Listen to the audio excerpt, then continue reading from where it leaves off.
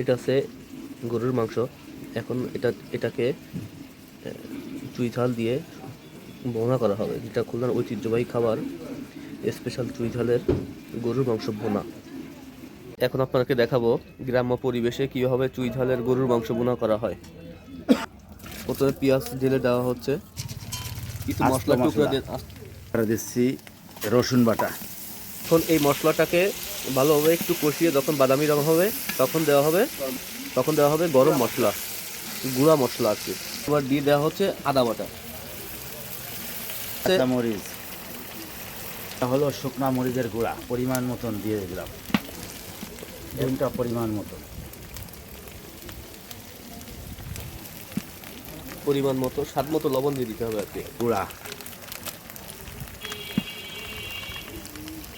এবার দিলাম মাংস, দিয়ে দেওয়া হচ্ছে। আমার দেখো খবর না কি করবো চুই ঝাল।